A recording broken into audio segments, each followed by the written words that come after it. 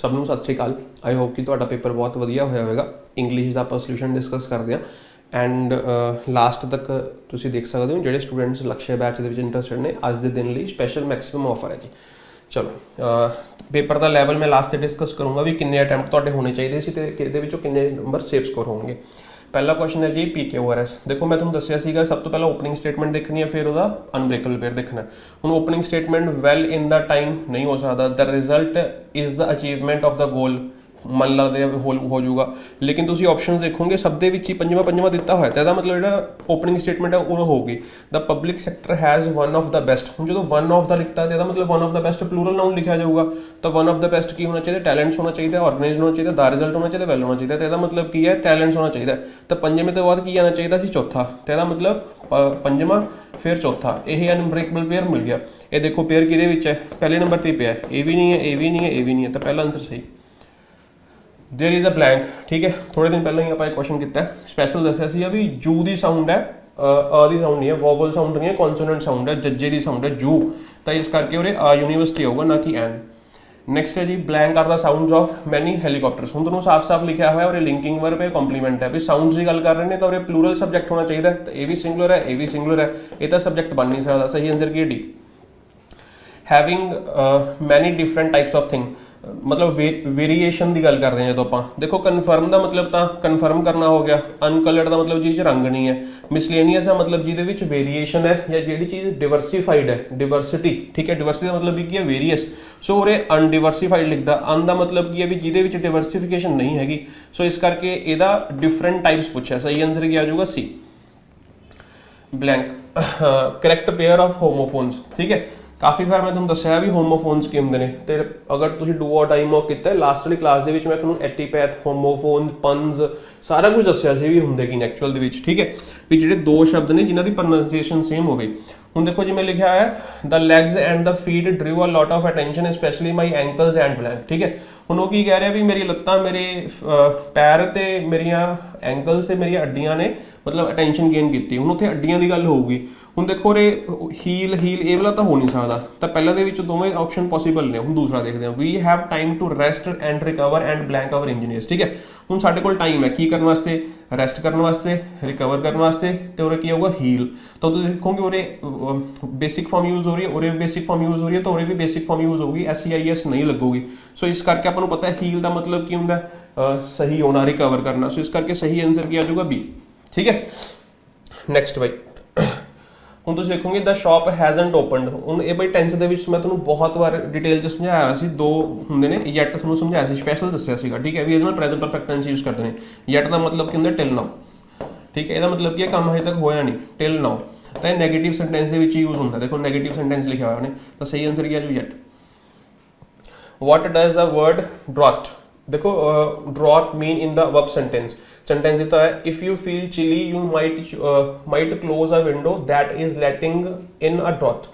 देखो एक तो DROUGST होंगे ड्रॉट। सो उरे तुम देखोगे सब तो पहले तो सपोज कर लो तुम पढ़ोगे, मैं भी पहले जो पहली बार क्वेश्चन पढ़िया मैं ड्रॉट है, इसका आंसर की होना चाहिए? अबाउट ऑफ एरिडनेस, क्योंकि एरिड इलैक्ट्रिक वोकैब स्टोरी थोड़ा बहुत वधिया तरीके समझाया से। एरिड का मतलब की होंगे सोका, ड्राईपन। ठीक है, मैं ये आंसर हो फिर, लेकिन मैं कह यार भी आह सेंटेंस के सही नहीं बैठ रहा, क्योंकि चिली का मतलब ठंड लग रही है, तो सोके का ठंड नाल कोई मतलब नहीं है। फिर मैं सेंटेंस में ध्यान पढ़िया DRA है, DRO नहीं है। सो इस करके ये आंसर नहीं है। जो स्टूडेंट्स आ आंसर ला के आए हैं उन्होंने number cut जाऊगा।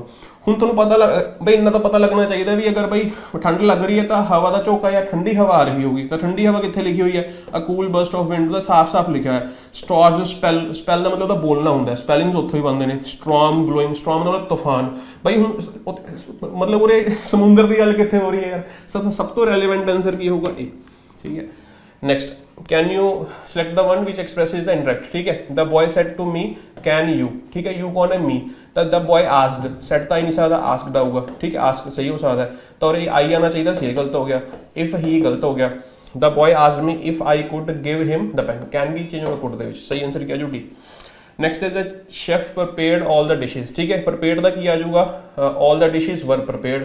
All the dishes were prepared गलत हो गया। वर प्रिपेयर्ड सही है, were all the dishes question थोड़ी ना पूछ रहे। हुण बाय द शेफ है, बाय द शेफ्स है, शेफ है, तो इस करके सही आंसर क्या होगा ए। ਤਾਂ ਜਲਦਬਾਜ਼ੀ ਦੇ ਵਿੱਚ ਹੋ ਸਕਦਾ ਵੀ ਇਹੋ ਜਿਹਾ ਕੁਐਸਚਨ ਤੁਸੀਂ ਗਲਤ ਕਰ ਆਏ ਹੋ, ਲੇਕਿਨ ਪੇਪਰ ਦਾ ਹਲਵਾ ਹੈ, ਕੁਝ ਵੀ ਨਹੀਂ ਹੈ, ਠੀਕ ਹੈ। ਸਟੂਪੈਂਡੂਅਸ ਦਾ ਮਤਲਬ ਕੀ ਹੁੰਦਾ ਕਿ ਕੋਈ ਚੀਜ਼ ਐਕਸਟ੍ਰੀਮਲੀ ਵਿਸ਼ਾਲ ਹੈ ਜਾਂ ਇੰਪ੍ਰੈਸਿਵ ਹੈ, ਠੀਕ ਹੈ। ਜਾਂ ਮੈਂ ਤੁਹਾਨੂੰ ਕਹਾਂ ਸਟੂਪੈਂਡੂਅਸ ਏਮਸ, ਸਟੂਪੈਂਡੂਅਸ ਕੋਸਟ, ਠੀਕ ਹੈ। STUP ਹੁੰਦਾ, STWOP ਦਾ ਮਤਲਬ ਤਾਂ ਕੁਝ ਹੋਰ ਹੁੰਦਾ, ਠੀਕ ਹੈ। ਤਾਂ ਗਲਤ ਹੋ ਗਿਆ, ਸਟਾਪ ਨਹੀਂ ਹੋ ਸਕਦਾ, STUPENDOUS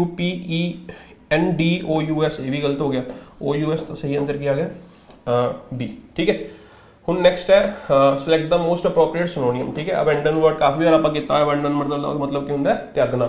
ਪਿੱਛੇ ਜੇ ਆਪਾਂ ਸ਼ਬਦ ਕਾਫੀ ਸ਼ਬਦ ਕੀਤੇ, ਰੀਕਨਸਾਈਲ ਕੀਤਾ, ਠੀਕ ਹੈ। ਜਿਵੇਂ ਆਪਾਂ ਰੀਕਨਸਾਈਲ ਕੀਤਾ ਗਾ ਤੁਹਾਨੂੰ ਯਾਦ ਹੋਊਗਾ, ਐਵੇਂ ਹੀ ਰੈਂਕਲਿਸ਼ ਦਾ ਮਤਲਬ ਵੀ ਹੁੰਦਾ ਕਿਸੇ ਚੀਜ਼ ਨੂੰ ਤਿਆਗਣਾ, ਗਿਵ ਅਪ।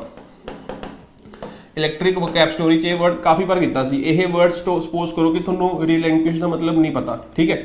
ਹੁਣ ਅਗਰ ਤੁਹਾਨੂੰ ਇਹਦਾ ਮਤਲਬ ਨਹੀਂ ਪਤਾ, ਇਹਦਾ ਮਤਲਬ ਤਾਂ ਤੁਹਾਨੂੰ ਪਤਾ ਨਾ, ਇਹਦਾ ਮਤਲਬ ਕੀ ਹੈ ਤਿਆਗਣਾ। ਹੁਣ ਇਹਦਾ ਸਿਨੋਨੀਮ ਪੁੱਛਣਾ ਹੈ। ਅਲਾਉ ਦਾ ਮਤਲਬ ਤਾਂ ਤਿਆਗਣਾ ਹੁੰਦਾ ਨਹੀਂ ਹੈ, ਕੰਟੀਨਿਊ ਦਾ ਮਤਲਬ ਵੀ ਤਿਆਗਣਾ ਨਹੀਂ ਹੈ, ਹੋਲਡ ਦਾ ਮਤਲਬ ਵੀ ਤਿਆਗਣਾ ਨਹੀਂ ਹੈ। ਤਾਂ ਸਹੀ ਆਨਸਰ ਕਿਹੜਾ ਹੋਊਗਾ? ਤਾਂ ਇਹ ਕੁਐਸਚਨ ਐਲੀਮੀਨੇਸ਼ਨ ਮੈਥਡ ਨਾਲ ਕਰਨਾ ਚਾਹੀਦਾ ਸੀ, ਅਗਰ ਤੁਸੀਂ ਨਹੀਂ ਕੀਤਾ, ਠੀਕ ਹੈ।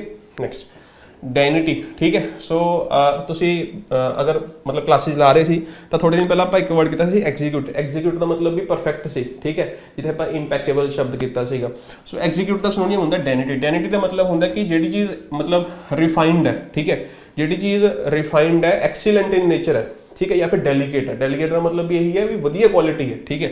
ਸੋ ਐਲੀਗੈਂਟ ਤਾਂ ਇਹਦਾ ਐਂਟੋਨੀਅਮ ਪੁੱਛਿਆ। ਐਲੀਗੈਂਟ ਦਾ ਮਤਲਬ ਵੀ ਇੰਪ੍ਰੈਸਿਵ ਜਾਂ ਪੋਜ਼ਿਟਿਵ ਵਰਡ ਹੈ। ਹੁਣ ਇਹ ਪੋਜ਼ਿਟਿਵ ਵਰਡ ਹੈ ਯਾਰ, ਇਹ ਪੋਜ਼ਿਟਿਵ ਵਰਡ ਤਾਂ ਇਹਦਾ ਹੋ ਨਹੀਂ ਸਕਦਾ, ਇੰਨਾ ਤੁੱਕਾ ਮਾਰ ਸਕਦੇ ਹੋ। ਟੇਸਟੀ ਨਾਲ ਉਹਨਾਂ ਕੋਈ ਲੈਣਾ ਦੇਣਾ ਨਹੀਂ ਹੈ, ਠੀਕ ਹੈ। ਸੋ ਨੀਟ ਦਾ ਮਤਲਬ ਵੀ ਗਲਤ ਹੈ। ਕਰੂਡ ਦਾ ਮਤਲਬ ਕੱਚੀ, ਜਿਹੜੀ ਚੀਜ਼ ਕੱਚੀ ਜਾਂ ਰॉ ਹੈ, ਮਤਲਬ ਉਹ ਐਕਸੀਲੈਂਟ ਦਾ ਕੋਈ ਹੋਣੀ ਨਹੀਂ। ਤਾਂ ਇਸ ਕਰਕੇ ਮੋਸਟ ਅਪਰੋਪਰੀਏਟ ਐਂਟੋਨੀਅਮ ਜੋ ਮੇਰੇ ਹਿਸਾਬ ਨਾਲ ਹੋਣਾ ਚਾਹੀਦਾ ਉਹ D ਹੋਣਾ ਚਾਹੀਦਾ, ਠੀਕ ਹੈ ਜੀ। ਬਾਕੀ ਅਗਰ ਕੋਈ ਭਾਈ ਅੱਗੇ ਪਿੱਛੇ ਦਾ ਕੁਐਸਚਨ ਹੋਊਗਾ ਤੁਸੀਂ ਨੀਚੇ ਕਮੈਂਟ ਕਰਕੇ ਆਪਣਾ ਦਾਵਾ ਕਰ ਸਕਦੇ ਹੋ, ਠੀਕ ਹੈ। ਆਲ ਦਾ ਜੈਕਲਸ ਕੀ ਹੁੰਦਾ? ਮਤਲਬ ਇੱਕ ਵਾਈਲਡ ਐਨੀਮਲ ਹੁੰਦਾ, ਜੰਗਲਾਂ 'ਚ ਪਾਇਆ ਹੁੰਦਾ, ਡੌਗ ਵਰਗੀ ਸ਼ਕਲ ਹੁੰਦੀ ਹੈ, ਠੀਕ ਹੈ। ਇਮੇਜ ਜਾ ਕੇ ਸਰਚ ਕਰ ਲਿਓ ਆਲ ਦਾ ਜੈਕਲਸ, ਤਾਂ ਔਰ ਕੀ ਆ ਜਾਊਗਾ ਪਰ ਸਹੀ ਆਨਸਰ ਕੀ ਆ ਜਾਊ B। Next a large cage building or enclosure to keep for keeping birds. ਮੈਨੂੰ ਲੱਗਦਾ ਇਹ ਪਰਸੋਂ ਵਾਲੀ ਕਲਾਸ ਕੀਤਾ ਹੈ। ਸੋ ਨੂੰ AVI ਸਾਰੇ ਕਰਾਏ, ਏਵੀਏਸ਼ਨ, ਏਵੀਏਟਰਸ, ਏਵੀਅਰੀ, ਠੀਕ ਹੈ। ਏਪੀਅਰੀ ਵੀ ਕੀਤਾ ਸੀ। ਸੋ AVI ਦਾ ਮਤਲਬ ਕੀ ਹੈ? ਹਵਾ ਨਾਲ ਸੰਬੰਧਿਤ ਹੈ, ਉੱਡਣ ਨਾਲ ਸੰਬੰਧਿਤ ਹੈ। ਸਹੀ ਆਨਸਰ ਕੀ ਆ ਜਾਊਗਾ A। ਕੈਰੀਓਨ ਦਾ ਮਤਲਬ ਕੀ ਹੁੰਦਾ? ਜਿਹੜਾ ਮਾਸ ਸੜ ਰਿਹਾ, ਮਤਲਬ ਜਿਹੜਾ ਮਾਸ ਕਿਸੇ ਮਰੇ ਹੋਏ ਜਾਨਵਰ ਦਾ ਮਾਸ ਹੈ ਜਿਹੜਾ ਸੜ ਰਿਹਾ ਹੈ, ਡਿਕੇਇੰਗ ਫਲੈਸ਼, ਠੀਕ ਹੈ। ਡੈਡ ਫਲੈਸ਼ ਜਾਂ ਡਿਕੇਇੰਗ ਫਲੈਸ਼। ਅਪੈਰੀ ਦਾ ਮਤਲਬ ਕੀ ਹੁੰਦਾ? ਨਾਸਤਾ ਵੀ ਜਿੱਥੇ ਮਧੂਮੱਖੀਆਂ ਹੁੰਦੀਆਂ ਨੇ, ਬੀਜ਼, ਇਹ ਵੀ ਦੱਸਿਆ ਸੀ। ਦੋਵੇਂ ਸ਼ਬਦ ਕਰਾਏ ਸੀ, ਠੀਕ ਹੈ। ਆਈ ਹੋਪ ਤੁਸੀਂ ਸਹੀ ਕਰਕੇ ਆਏ ਹੋਵੋਗੇ ਬਾਈ, ਬਹੁਤ ਈਜ਼ੀ ਸੀ। ਐਸਟੂਰੀ ਕੀ ਹੁੰਦਾ? ਇਹ ਇੱਕ ਨਦੀ ਨਾਲ ਸੰਬੰਧਿਤ ਹੁੰਦਾ ਹੈ ਇਹ ਸ਼ਬਦ। ਨਦੀ ਜਿੱਥੇ ਨਦੀ ਹੈ, ਨਦੀ ਜਿੱਥੇ ਓਸ਼ੀਅਨ 'ਚ ਮਿਲਦੀ ਹੈ, ਠੀਕ ਹੈ। ਹੁਣ ਜਿਹੜਾ ਆਹ ਪਾਸਾ ਜਿਹੜਾ ਨਦੀ ਦਾ ਖੁੱਲ੍ਹ ਰਿਹਾ ਹੈ ਇਹ ਪਾਸਾ, ਤਾਂ ਇਸ ਚੀਜ਼ ਨੂੰ ਕਹਿੰਦੇ ਨੇ ਐਸਟੂਰੀ, ਠੀਕ ਹੈ। ਆਈ ਹੋਪ ਤੁਹਾਨੂੰ ਸਮਝ ਆ ਗਿਆ ਹੋਊਗਾ। ਹੁਣ ਮੈਂ ਸਮਝਦਾ ਕਿ ਜਿਹੜੇ ਤੁਹਾਡੇ 15 ਨੰਬਰ ਨੇ, ਠੀਕ ਹੈ, ਤਾਂ ਇਹ ਪੇਪਰ ਮੋਡਰੇਟ ਹੈ। ਈਜ਼ੀ ਤਾਂ ਇਹਨੂੰ ਦੇਖੋ ਕਹਿ ਨਹੀਂ ਸਕਦੇ, ਠੀਕ ਹੈ। ਹੋ ਸਕਦਾ ਵੀ ਕੁਝ ਆਪਾਂ ਕਹਿ ਦਈਏ ਈਜ਼ੀ ਟੂ ਮੋਡਰੇਟ ਹੈ, ਮੋਡਰੇਟ ਟੂ ਡਿਫੀਕਲਟ ਨਹੀਂ ਹੈ, ਈਜ਼ੀ ਟੂ ਮੋਡਰੇਟ ਹੈ। ਤਾਂ ਮੇਰੇ ਹਿਸਾਬ ਨਾਲ ਵੀ ਇਹਦੇ ਵਿੱਚੋਂ ਤੁਹਾਡੇ 75 to 80% ਕੁਐਸਚਨ ਸਹੀ ਹੋਣੇ ਚਾਹੀਦੇ ਸੀ, ਮਿਨੀਮਮ ਟੂ ਮਿਨੀਮਮ, ਠੀਕ ਹੈ। ਹਾਂ, ਬਾਕੀ ਹੁਣ ਜਿਹੜੇ ਸਟੂਡੈਂਟਸ ਨੇ ਭਾਈ ਅੱਗੇ ਆਉਣ ਵਾਲੇ ਪੇਪਰ ਦੀ ਤਿਆਰੀ ਕਰਨੀ ਹੈ, ਮੇਰੇ ਤੋਂ ਇੰਗਲਿਸ਼ ਪੜ੍ਹਨੀ ਹੈ, ਤਾਂ ਉਹ ਆਹ ਵਾਲਾ ਬੈਚ ਕਰ ਸਕਦੇ ਨੇ, ਠੀਕ ਹੈ। ਤਾਂ ਮੈਂ ਬੜੇ ਵਧੀਆ ਤਰੀਕੇ ਨਾਲ ਇਹ 0 ਲੈਵਲ ਤੋਂ ਪੜ੍ਹਾਇਆ ਹੈ। ਬਾਕੀ ਤੁਸੀਂ ਰੀਜ਼ਨਿੰਗ ਕਰਨੀ ਹੈ, ਸਾਰੀ ਰੀਜ਼ਨਿੰਗ ਵੀ ਕਵਰ ਹੈ। ਰੀਜ਼ਨਿੰਗ ਵਾਲੇ ਸਰ ਨਾਲ ਗੱਲ ਕਰ ਲਈ, ਰੀਜ਼ਨਿੰਗ ਵਾਲਾ ਬੈਚ ਜੁਆਇਨ ਕਰ ਸਕਦੇ ਹੋ। ਉਸ ਤੋਂ ਬਾਅਦ ਅਗਰ ਤੁਸੀਂ ਮੈਥਸ ਪੜ੍ਹਨਾ ਹੈ ਤਾਂ ਮੈਥਸ ਪੜ੍ਹਾਇਆ ਹੋਇਆ ਅਭਿਸ਼ੇਕ ਸਰ ਨੇ, ਬਹੁਤ ਵਧੀਆ ਡਿਟੇਲ 'ਚ ਪੜ੍ਹਾਇਆ ਹੋਇਆ। ਐਂਡ ਉਸ ਤੋਂ ਬਾਅਦ ਮਤਲਬ ਇਹ ਸਬ ਇੰਸਪੈਕਟਰ ਲੈਵਲ ਤੱਕ ਦਾ ਪੜ੍ਹਾਇਆ ਹੈ, ਬਹੁਤ ਡਿਟੇਲ 'ਚ ਪੜ੍ਹਾਇਆ ਹੈ ਸਾਰਾ ਕੁਝ, ਠੀਕ ਹੈ। ਉਸ ਤੋਂ ਬਾਅਦ PYQ ਬੁੱਕ ਹੈ ਬਾਈ, PYQ ਬੁੱਕ ਕੰਬੋ ਕਰ ਸਕਦੇ ਹੋ। ਇਹਦਾ ਲਿਮਿਟਡ ਸਟਾਕ ਹੀ ਰਹਿ ਗਿਆ ਸਾਡੇ ਕੋਲ, ਠੀਕ ਹੈ। ਜਿੰਨੀਆਂ ਬੁੱਕਸ ਹੈਗੀਆਂ ਨੇ ਉਦੋਂ ਤੱਕ ਅਸੀਂ ਇਹ ਦੇ ਰਹੇ ਹਾਂ। ਤਾਂ ਉਸ ਤੋਂ ਬਾਅਦ ਇਹਦਾ ਕੋਰਸ ਹੈ, ਨਾਲ ਬੁੱਕ ਦੇ ਨਾਲ ਕੋਰਸ ਕੰਬੋ ਮਿਲੂਗਾ। ਤੁਹਾਨੂੰ ਪਤਾ ਹੈ ਜਿਹੜੇ ਸਟੂਡੈਂਟਸ ਨੇ ਬਾਈ ਸਾਰਾ ਕੁਝ ਕਰਨਾ ਹੈ ਉਹ ਲਕਸ਼ੇ ਬੈਚ ਹੈ ਬਾਈ, ਤੁਹਾਨੂੰ ਸਭ ਨੂੰ ਪਤਾ ਹੈ। ਲਕਸ਼ੇ ਬੈਚ ਦੇ ਵਿੱਚ ਤੁਹਾਨੂੰ ਸਭ ਤੋਂ ਪਹਿਲਾਂ ਥਿਊਰੀ ਕਰਵਾਈ ਜਾਂਦੀ ਹੈ ਸਾਰੀ ਡਿਟੇਲ ਦੇ ਵਿੱਚ, ਠੀਕ ਹੈ। ਹਾਂ, ਸਾਰੇ ਸਬਜੈਕਟ। ਐਂਡ ਉਸ ਤੋਂ ਬਾਅਦ 'ਚ ਜਿਵੇਂ ਮੈਥ ਹੋ ਗਿਆ, ਰੀਜ਼ਨਿੰਗ ਹੋ ਗਿਆ, ਮਤਲਬ ਸਾਰੇ ਬੈਚ ਦੇ ਵਿੱਚ ਨੇ। ਥਿਊਰੀ ਹੋ ਗਈ, ਫਿਰ ਥਿਊਰੀ ਤੋਂ ਬਾਅਦ ਸਾਰੇ ਸਬਜੈਕਟਸ ਦੀਆਂ ਅਸਾਈਨਮੈਂਟਸ ਨੇ, ਅਸਾਈਨਮੈਂਟਸ ਹੋ ਗਈਆਂ topic wise, chapter wise assignments ਹੋ ਗਈਆਂ। ਉਸ ਤੋਂ ਬਾਅਦ ਫਿਰ ਤੁਸੀਂ ਦੇਖੋਗੇ PYQ ਬੁੱਕ ਮਿਲੂਗੀ, ਮਿਕਸਡ ਅਸਾਈਨਮੈਂਟ, ਮਿਕਸਡ ਪ੍ਰੈਕਟਿਸ ਹੋਗੀ, ਠੀਕ ਹੈ। ਪਹਿਲਾ ਸਟੈਪ ਇਹ ਹੋ ਗਿਆ, ਦੂਸਰਾ ਸਟੈਪ ਇਹ ਹੋ ਗਿਆ ਚੈਪਟਰ ਵਾਈਜ਼, ਤੀਸਰਾ ਸਟੈਪ ਮਿਕਸਡ ਪ੍ਰੈਕਟਿਸ ਹੋਗੀ PYQ ਤੋਂ, ਚੌਥਾ steps full length mock test, ਜਿਵੇਂ ਹੁਣ ਡੂ ਔਰ ਡਾਈ ਮਿਲੇ। ਹਰ ਵਾਰ ਅਸੀਂ ਨਵੇਂ ਦਿੰਦੇ ਹਾਂ, ਪੁਰਾਣੇ ਨਹੀਂ ਦਿੰਦੇ, ਠੀਕ ਹੈ। ਤਾਂ ਇਸ ਚੀਜ਼ ਦਾ ਧਿਆਨ ਰੱਖਣਾ। ਹੁਣ ਪੰਜਾਬ ਪੁਲਿਸ ਆਊਗਾ, ਪਟਵਾਰੀ ਆਊਗਾ, ਨਵੇਂ ਮੌਕ ਟੈਸਟ, ਹਰ ਵਾਰ ਨਵੇਂ ਵਧੀਆ ਮੌਕ ਟੈਸਟ। ਸੋ ਸਾਰਾ ਪੈਕੇਜ ਵੈਸੇ 5100 ਰੁਪਏ ਦਾ।